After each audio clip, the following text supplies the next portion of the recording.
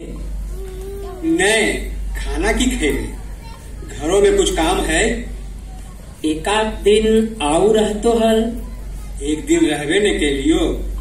ठीक है।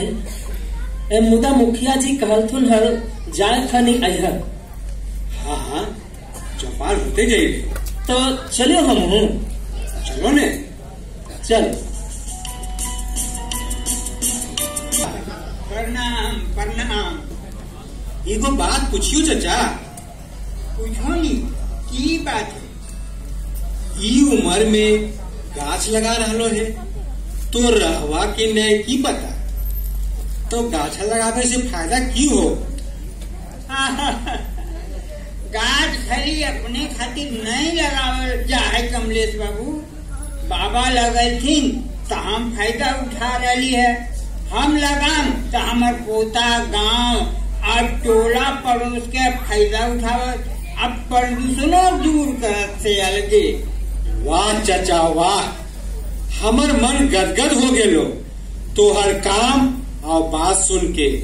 चलो चौपाल हमरा संग। ई काम खातिर तोहरा इनाम देवे चाहो ही। बस अब हम उजई जेबे करती है। ई गाछ लगावे के सोच हमरा चौपाले से मिलल है। पार्टी खुरपी के रख ले आवे साथ चला।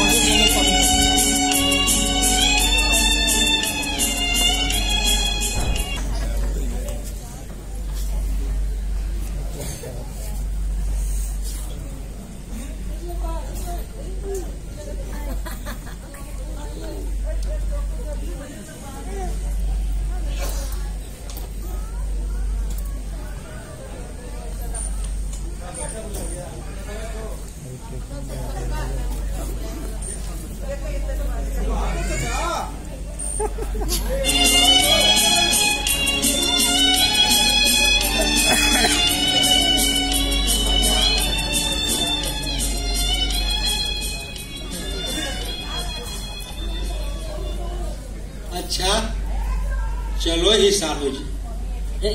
खाना उना खा ले बा तबे ने। नहीं, खाना की खेगे।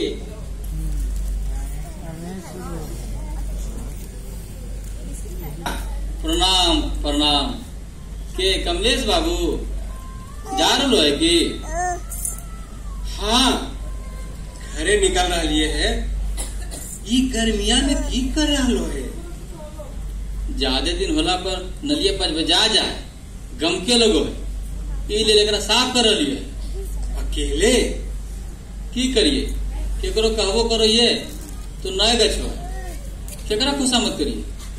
हम अकेले 15-20 दिन पर साफ कर लिए। एकरा से बड़ो बीमारी दूर रहो और प्रदूषण के भी कोई झमेला नहीं रहो। और फिर घरों द्वार के सेवा बढ़ गलो। वाह चाचा वाह, तू हमर हृदय जुड़ा देला। ई सोच तोहरा कहाँ से आइलो? ये सब हमरा चौपाल से प्राप्त होलो। चलो ने, ओजे जा रही है। हाँ हाँ जरूर आइए। तनी नहा के दूध नहेवा की गोड़ा हाथा धोला ने। बाद में होता से अहिला के बाद नहते रही है। बस 2 मिनट ठहरो ने आ रही है।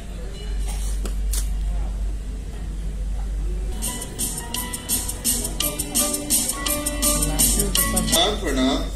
कहो की समाचार है कैलाश? आओ बैठो। ठीक है मुखिया जी। तो बेटिया के फाइनल बोलो कैलाश? हाँ मुखिया जी, आज भोरे फोन कैल को लड़कवा के बाबूजी कि हमरा लड़की सब तरह से पसंद है, शादी करे ले तैयार है। कितना में? कुछ भी कहिए कि कितना लगो। तो की कहल थी तोरो पढ़ावे में खर्चा, हमरो पढ़ावे में खर्चा। ई लेल हम तिलक नहीं लेबो। तोरा जे बेटी के देवे कहो गहना गेठी बर्तन दीहा, नहीं तो नहीं दीहा। हम अपना तो अपना खर्चा करो। तब तो बड़ निमन फोटो बात हम हो। हाँ है हथिन। उनकर संस्कारों से पता चल गिले है कि आदमी ठीक हथिन।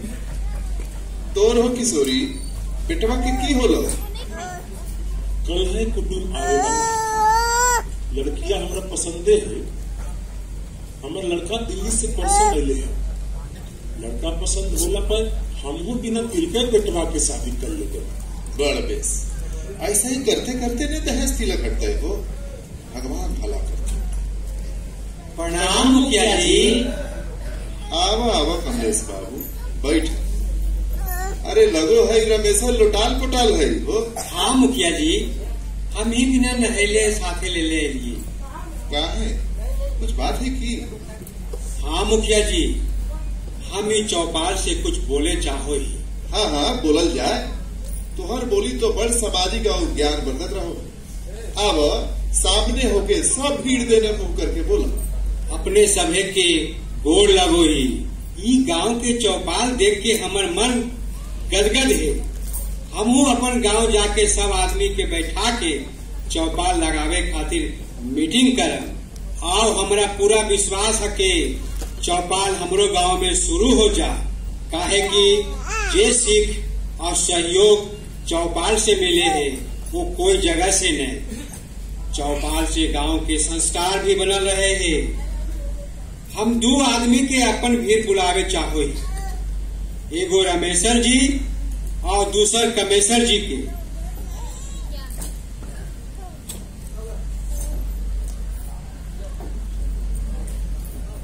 ई रमेशर जी हकी।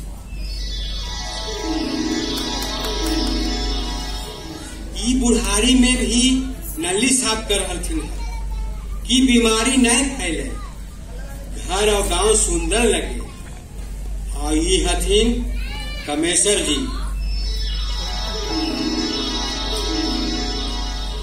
जे इतना बूढ़ा होला पर भी नीम के गाछ लगा रहलथिन कि प्रदूषण भागत, हमनी के पोता पोती और टोला पड़ोस काम गिराम के छाहुर मिलत, एकर हवा से निरोग रहा। आई देन है चौपाल के। तो हम ही दोनों के अपना तरफ से 500 रुपया इनाम में दे। और तोहनी सब भी सुन ला, प्रदूषण भगावे लेल एकरा से बढ़ के कोई उपाय नहीं है। अगर सब आदमी संकल्प ले ले एक एक गाछ लगाना, तो भारत में 125 करोड़ गाछ लग जा। तो सोचो, 100 से धरती हरियर होते कि नहीं? फिर प्रदूषण की ओकर बाप नहीं थे।